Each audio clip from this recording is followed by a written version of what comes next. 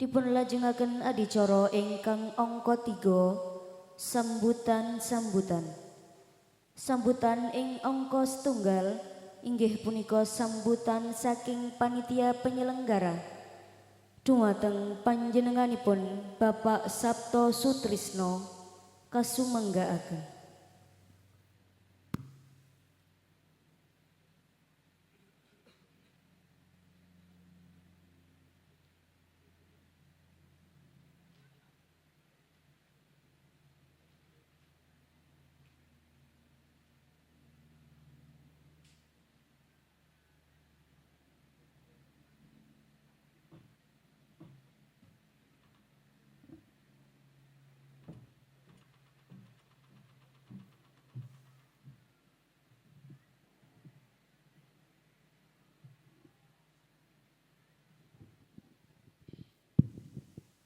Bismillahirrahmanirrahim. Nuwun kula nuwun. Assalamualaikum warahmatullahi wabarakatuh. Bismillah, alhamdulillah, wassalatu wassalamu ala rasulillah, la hawla wa la quwata illa billah. Bismillahirrahmanirrahim. Alladzi la yadurru ma'a ismi syai'un fil ardi wala bis sama'i wa nunazzilu minal qur'ani ma huwa syifaa'un wa rahmatun lil mu'minin wala yayyuddolimin ila kasara bi rahmatika ya arhamar rahimin. Amma ba'du.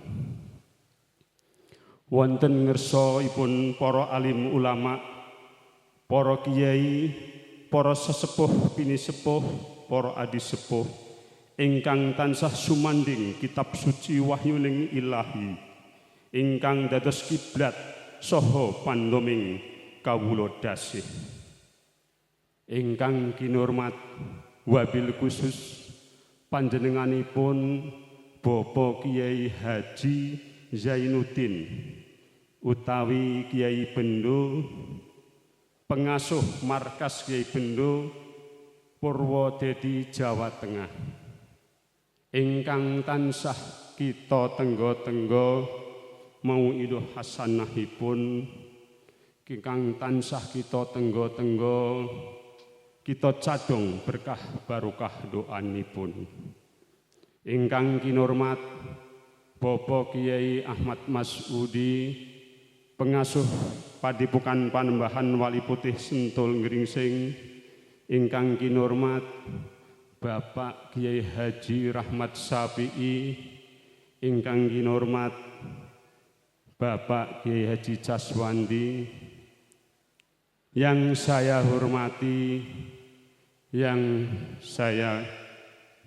hormati, Bapak Camat beserta pendampingnya, yang saya hormati Bapak dan Ramil atau yang mewakilinya, yang saya hormati Bapak Kapolsek atau yang mewakilinya, yang terhormat yang saya hormati Kepala Desa Tegalombo Bapak Lurah Basari beserta jajaran perangkatnya, yang saya hormati, yang saya banggakan semua anggota panitia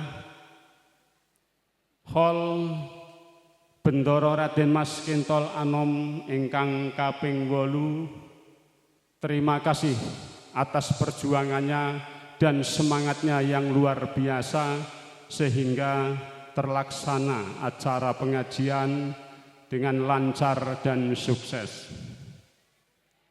Bapak-bapak, ibu-ibu, hadirin hadirut pada para rawuh sedaya ingkang boten saged kita sebat setunggalipun ingkang tansah dimuliakan Allah Subhanahu wa taala.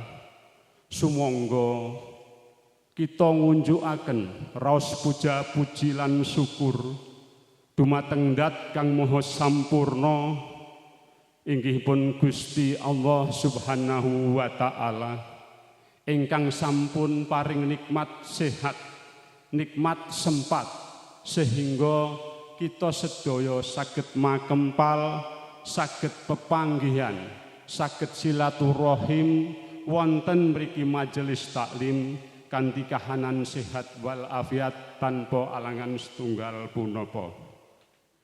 Sholawat saha salam katur kunjuk dumateng junjungan kita Nabi Agung Muhammad sallallahu alaihi wasallam.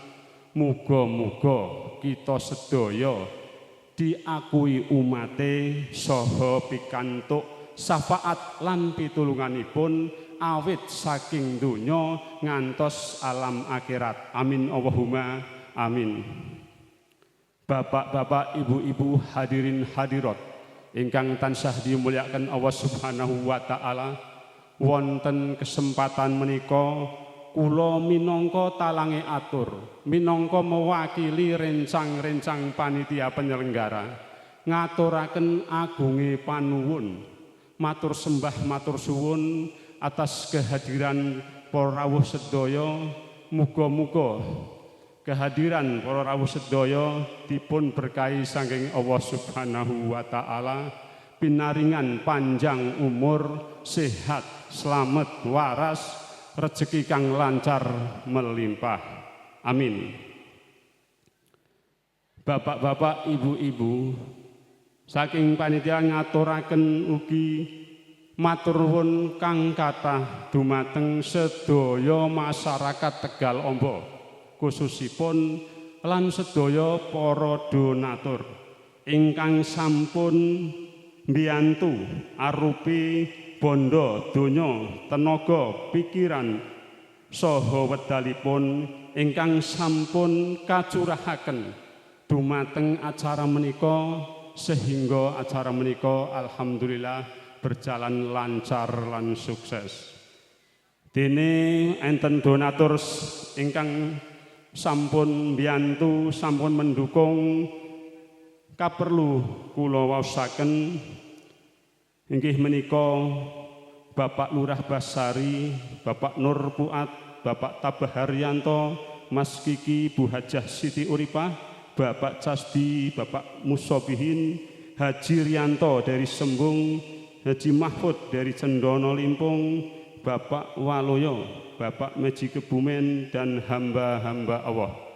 Menika para donatur ingkang sampun membiyantu acara terselenggaran menika. Sumangga kita doaken kanthi doa supados sedayanipun baik warga masyarakat Desa Tegal Amba lan donatur pinaringan sehat slamet waras, berkah barokah keluargane, uga melimpah rezekinipun. Al-Fatihah. A'udzubillahi minasyaitonir rajim. Bismillahirrahmanirrahim. Alhamdulillahirabbil alamin. Arrahmanir rahim. Maliki yaumiddin. Iyyaka na'budu wa iyyaka nasta'in. Ihdinas siratal mustaqim. Siratal ladzina an'amta 'alaihim ghairil maghdubi 'alaihim waladdallin. Amin.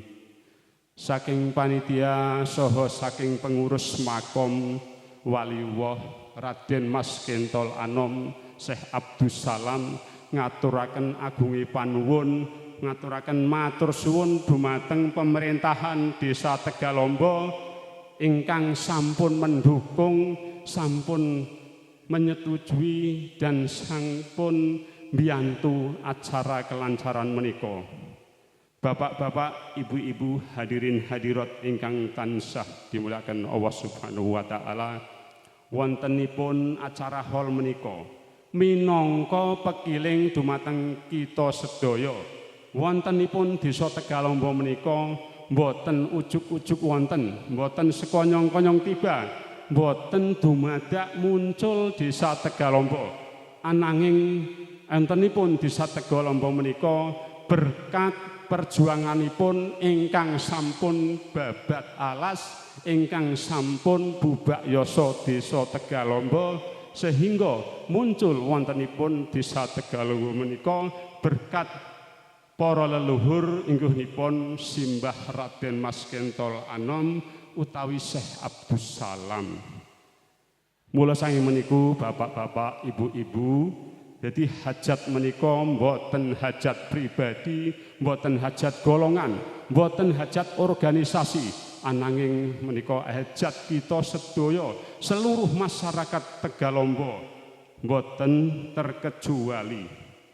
Monggo sang meniku monggo kita sedaya acara bersejarah uri-uri dumateng makom leluhur menika kita jagi, kita uri-uri, kita lestarikan supados langgeng lancar ngantos temurun putra wayah. Bapak-bapak, ibu-ibu, hadirin hadirat ingkang tansah dimuliakan Allah Subhanahu wa taala. Wonten akhir kita matur hamungkasi purnaning tata cara saha upacara atur hangruwat jiwa raga winaya ing lekasing manah suci kiranti luminting nugraha jatining sedya hanetepi dawuhing Gusti mugi sedaya kelepatan tansah pinaringan pangapunten rahayu widodо kalis ing sambi kala simpuning panyuwun sumeleh ikhlas ing manah hamemayu purwaning tata cara saha upacara atur nyuwun agenge pangapura saking kawula lan saking panitia enten kekirangan lan kekilapan baik awit saking sambutan panghormatan papan palenggahan uga pasugatan kurang pas kurang mereneni wonten ing manah penggalih panjenengan kula mewakili panitia nyuwun agunge pangapunten. Akhirus salam ihdinas siratal mustaqim kusingkum binafsi bidakuwah. Wassalamualaikum warahmatullahi wabarakatuh. Nuwun matur nuwun.